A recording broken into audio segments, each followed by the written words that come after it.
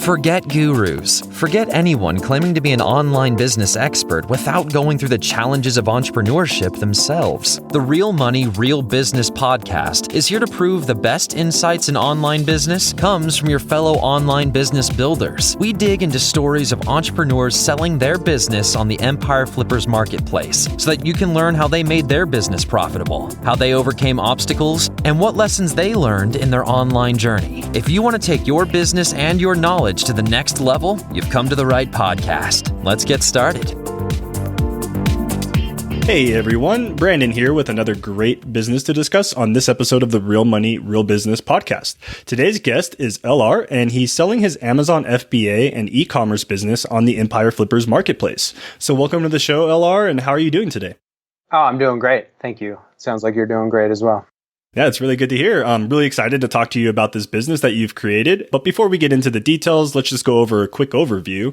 So the business itself is an Amazon FBA and e-commerce business in the health and fitness niche, created in September 2018. The average monthly revenue for the business is $8,187 and makes an average of $4,395 per month in net profit. For everyone listening, you can visit the Empire Flippers marketplace and search for listing 49789 to learn more about the business, or you can unlock this listing and start your due diligence if you're interested in purchasing this asset. So now that I've given a general overview of the business, what is included is the Amazon Seller Central account with 3 SKUs, a trademark, the Shopify storefront, including all of the site's content and files, a domain including all site content and files, an email list with over 145 contacts, social media accounts for Facebook, Instagram, and Twitter, and it is worth noting that inventory is not normally included in the list price, and further details can be provided to active buyers. So LR, can you tell us a little bit about your background and how you got started building and running online businesses? Sure. I have a background in food and hospitality, actually. And I guess maybe we'll get to that later a little bit, but that's where my real passion lies. And also, I came across the Tropical MBA podcast probably 7-8 years ago and got hooked on the idea of living anywhere and making money online. So that was kind of my first introduction to it. Dabbled with a few different businesses, and none of them really took. And then, fortunately, kind of when my personal passions, not the food and hospitality passions, but also I meditate every day and I'm into mindfulness. And when that lined up with an opportunity in the e-commerce space, then finally I was able to get something going that actually I would consider quote unquote successful. Wow. Yeah, it's really great to hear. And funny enough, as well, myself, I actually got started with the Tropical MBA guys, listening to their podcast many years ago. So I completely connect with you on that as well, too. So that's great. Now, so can you tell us, how does this business primarily make money then? Is it mostly coming from the FBA side, or is it coming more from your Shopify storefront? It's coming mostly from FBA. Oh, okay. It was wild. Amazon is just such a juggernaut. I think I first listed it because I was going to DCBKK. I first listed it on Amazon. I was fulfilling on my own, and I've listed it on Amazon because I was going to DCBKK and I was going to fulfill orders while I was over there. I was just getting started. Orders were trickling in to start. And before I even had my listing fully listed, I had an order. Like, I didn't even know it was live on Amazon, and I had an order. So people just find things there. People just want to buy things on Amazon and they find them.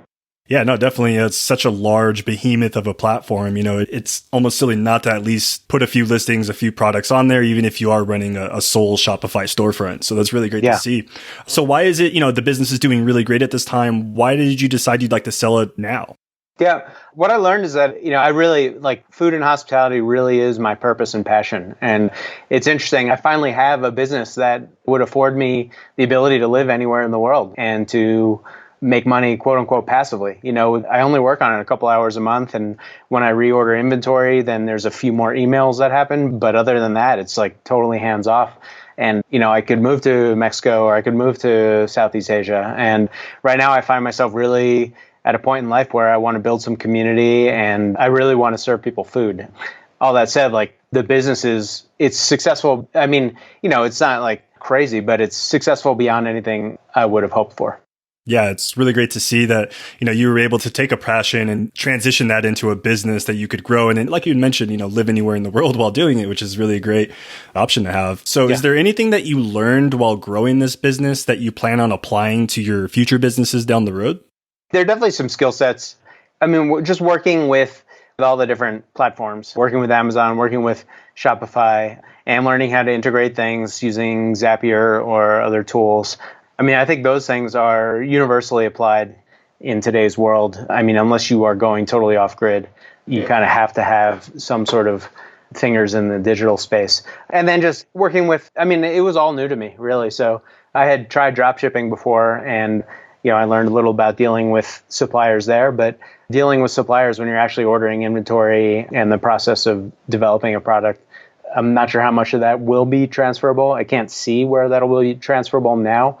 And I'm sure that I learned a ton that I'll, if not directly utilize, that will inform just the way I move through life. Yeah, absolutely. We kind of take these experiences that we go through with building these businesses and apply them, whether they might not be in direct relation, but still use that overall experience to make better judgment calls for the businesses down the road. Yeah, for sure. So was there now anything that you tried with this business and it just took off? Was there anything that really worked for you right from the get-go? I was right in one thing, in that this product didn't exist. So this wasn't like what I think of as a kind of typical FBA product, which is where you find something and maybe you can improve it a little bit and then you just shift the marketing and messaging. This product, actually, I came up with it because it didn't exist and it was a huge pain point in my life. So just bringing it to market alone, to me, is something, and the fact that people are buying it, to me, is something that went wildly correctly. Yeah, it's always great when you could find that product that's just a standout product that instantly takes off. You didn't have any of that kind of testing time where you knew, right from the beginning, right when it launched, that it was a product that was in demand. And that's always great to see. Now, with this business, was there anything that you did try and it just didn't give you the ROI that you were anticipating? I would say from a financial standpoint, right when the coronavirus started, I was working my main job, which was waiting tables. And again, because I love that. And that restaurant closed and I had all this time all of a sudden. So I was just like, all right, I'm going to double down on this business. And I thought was deep into Facebook ads for a minute. I created all these different audiences and came up with a couple different ads. And I can't remember whether it was $1,000 or $2,000, but I spent like $2,000, which for some people is a portion of a day. But for me, it was a significant amount. And it didn't really take off. And I would say that was something that didn't work. And I kind of just dropped it then, instead of trying to refine or seeking out experts' help. So I feel like someone in that space, and also I was going for sales as opposed to trying to build top of the funnel. And that would have kind of been my next move. And I don't remember why I didn't pursue it. I think my girlfriend wanted to go away, and then I got back and I just was on to something else. But I feel like there are a lot of I basically have done very little in the way of marketing. It really is a product that people are hungry for and they're just finding it without me doing anything. And I think there's a huge opportunity for anyone with specialization. So if someone has a specialization in Facebook ads, I'm sure that someone who is familiar could make it work. Or if someone is familiar with Google ads, I have a marginal amount. I have less than $100 a month being spent on Google ads just so that I show up if someone is searching for the exact phrase, keyword. Okay. So yeah. Okay. So that's a longer answer, but really I feel like there's so much opportunity for someone who has any of those skill sets, email marketing, anything. Yeah, definitely. So would you say then a majority of your traffic is coming through organically through Amazon and on the Shopify storefront? Yeah, 100%. Okay. I mean, virtually 100%. It's like every once in a while, probably someone Googles me and clicks on a Google ad I have running, but no, not that much.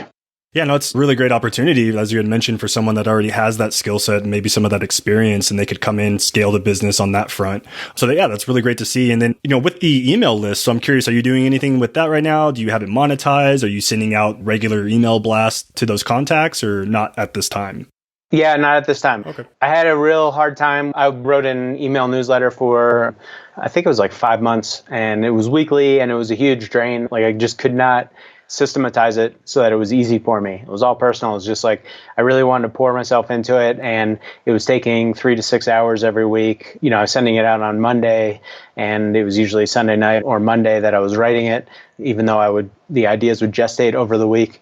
And I just had this resistance to hiring writers. So again, it's just I think there's a huge opportunity for someone who is more familiar with content generation and who has systems down for that. And it's just not really somewhere where I wanted to go. I really wanted to be me And again, to answer your question, I guess officially, no, I'm not really doing anything with it. I didn't really focus on growing it. People would sign up every once in a while. And again, there's an opportunity there for someone with that specialization.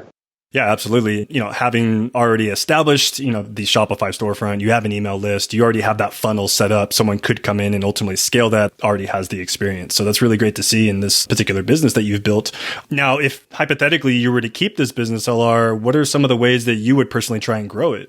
Yeah, for sure. Any of those, I think like if I were to, I guess, I've also dabbled with the Instagram influencer thing, and I would reach out sporadically to some influencers. And I think that might have the most opportunity. And I would just systematize that. I would make a spreadsheet and I would I would find a bunch of people and reach out to them and then follow up and follow up and follow up. And that's something I did. I have a couple people who are passionate about the product and sales come in from them. Not a huge percentage. I don't think it's even listed on the listing as something, but there are probably more of those people out there and I just never found them. So I feel like that would be my first go-to, would be to really try and connect with those people.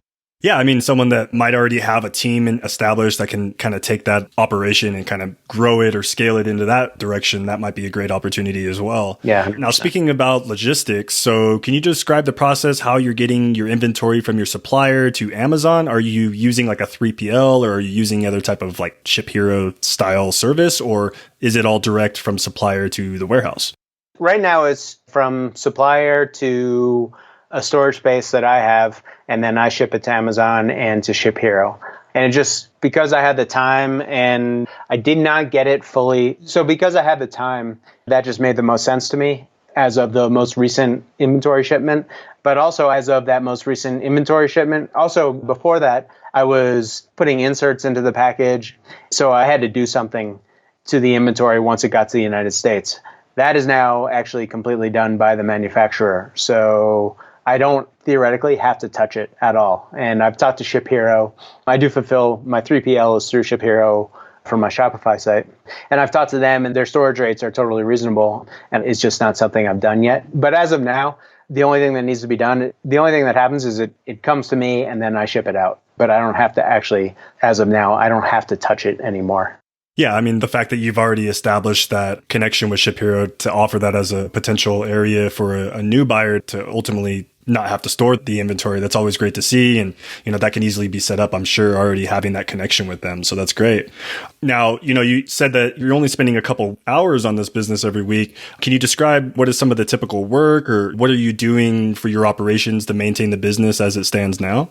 I think with any product business or service business, is not a service business, but there's the occasional question that comes through. So I answer customer emails, but even that is only one every couple of days. So there's barely anything. As of now, my volume isn't crazy in my Shopify store. So I actually just like to look at every order just to see if there's anything up with them. I like to see the names in case it's someone I happen to know, like a friend who ordered from me but didn't tell me. And so I approve every order, but that could easily be automated. That was mostly when I was getting started, and I just wanted to look at each one and then check the charges on each one and make sure that, like for instance, I found out that, Ship Hero has basically overnight or regular service, and their like 2-day options were just like insanely expensive.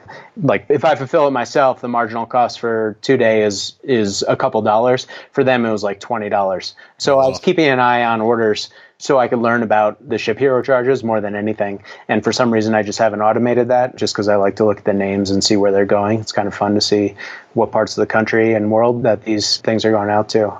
But that's like clicking a few buttons every day. So it really is like, it's definitely under 5 hours a week of maintenance. It is like pretty much automated right now. Yeah, that's really great to see that you've already, kind of put some systems in place to make the transition to the new owner seamless as well. And now, do you think that there's any specific skills that a buyer should already have prior to acquiring this business? Or is most of it pretty turnkey for someone with even just some general business know-how? A new owner would have to familiarize themselves with the products, obviously, in order to answer any questions that came in. And I think it would be helpful for anything. I mean, it's helpful if you have an interest in the space. just to relate to the customers and potential customers. So this is in the mindfulness, Empire Flippers categorizes as health and fitness, which it is. It's mental health and spiritual health, but it's in the mindfulness space. So if someone has an interest in mindfulness, I think that would be incredibly helpful.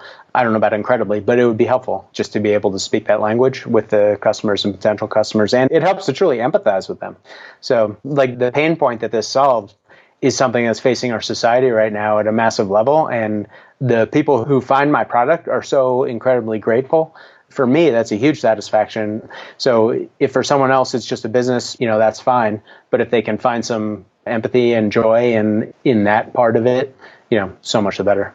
Yeah, I absolutely agree with you. And being able to help people as well. I mean, you're offering a product that helps people with their mental health side of just the regular, what we see, I guess, in the health and fitness niche, like your protein shake bottles, right? I don't think that's going to help nearly as much as your product. So it's really great to see this item now come into the market. And you've obviously, benefited from offering this as one of the first types of products in this niche. So that's really great. Now, what do you feel on the flip side of that is maybe some of the biggest risks associated with this business, and that's something that a buyer should be aware of? That's a great question. I would say that, right now there's first mover advantage. And so I personally, as I've kind of stated, I don't have like the kind of drive to keep going with this. Like I need to have a more purpose-driven life that is more oriented around people and food. So I think the risk would be just I don't think any product that is successful on Amazon is an evergreen product as it is. There are always people out there who are finding what's going on and what's successful and are trying to develop the next best thing. So I would say the biggest risk would be like if you buy this and then just think that you're going to cruise to the next 5 or 10 years of just completely passive income. I don't think that's really going to happen. I think there definitely needs to be some awareness of what's going on in the space. Yeah, absolutely. It's good that you mentioned, it's something that's going to be more of an active investment. Not every business can be as passive. And I've written in my ROI studies before, usually the buyers that take on a business and they just let it go, usually they'll have a more failure than not. It's definitely going to take more of an active approach. But as you had mentioned, 5 hours or less, I'm sure that could be substantial to continue growing the business as well, too. Absolutely. Now, so once you have fully exited this business, are you willing to commit to a non-compete, meaning you'll stay out of this specific niche with any other businesses down the road? Oh, yeah. I think I've kind of had my fill of the Amazon FBA space and mindfulness space as a business owner. So yeah, absolutely. Okay, that's really great to hear. And then how much support are you willing to offer potential buyers? Are you going with the typical 30 days of email and call support, or did you have something in addition you would like to add on to that?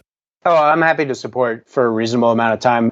I actually can't remember what I officially said in my process of working with Empire Flippers, but definitely I think 3 months would be more than enough time. I don't think an owner would want to deal with me for more than 3 months. By then, I think that a new owner would understand. I can't imagine that it would take more than 3 months for a new owner to understand the ins and outs of the business. And I'm more than happy to support for that amount of time. Okay. Yeah, that's really great to hear. And I'm sure any potential buyers that are considering this acquisition can also see the value that you're offering that much support, which is above and beyond our average support time. So that's great. Now, are you open to negotiating something like an earnout, meaning you might receive a few payments for the business and then closing out the business within several months for the full offer? I hadn't actually considered it. So I guess I'm open to considering it. I'd have to wrap my head around it. So I hadn't even thought about it. Okay. Yeah. And that's stuff that usually comes up during the negotiation period anyways. So obviously, if it makes sense for both you and the buyer, then, that can be discussed later at that time. Mm-hmm. Okay, great. Well, that's pretty much the majority of the questions that we have for this interview for you, Alar. I do have some additional questions I'd like to ask you though. So Sure. What advice would you give to our listeners, when starting into the FBA e-commerce space? What advice would you give them that you wish you knew when you first started? So interesting. I think just keep going. I mean, I guess I knew that, which is why I did.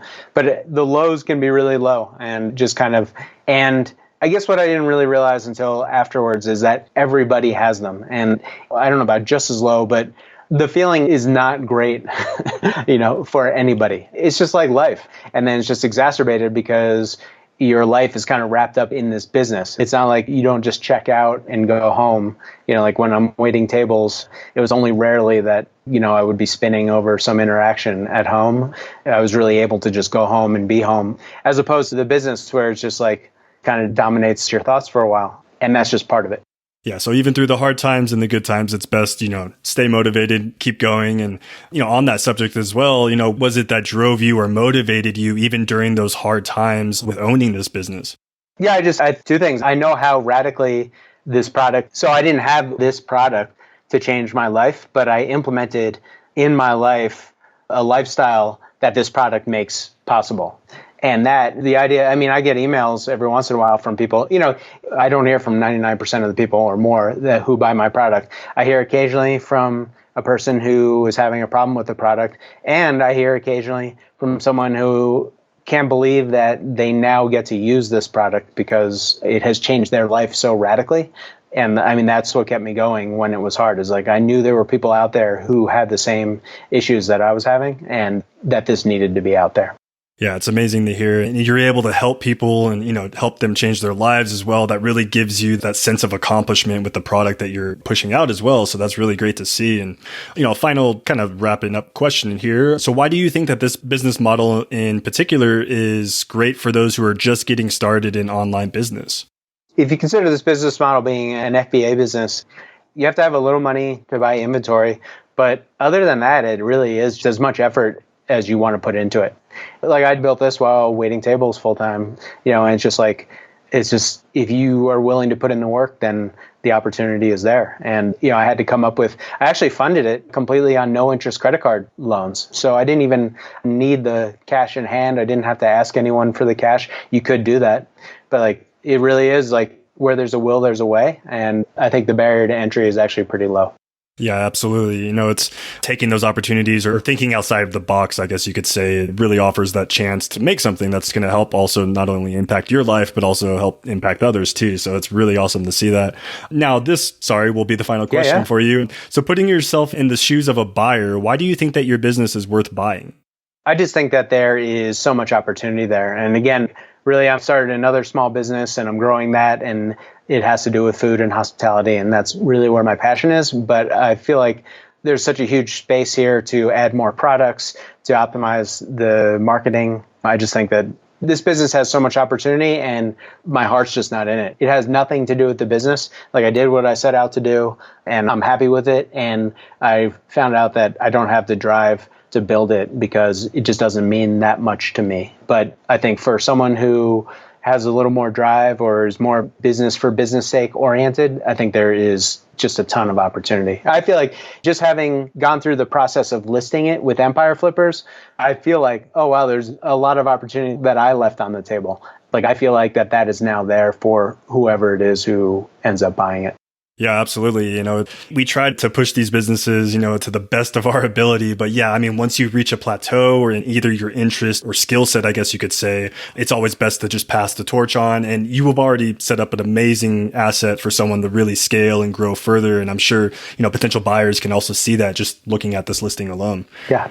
Yeah, perfect. So now that pretty much wraps up the call. LR, was there anything else that you'd like to share that I might have missed?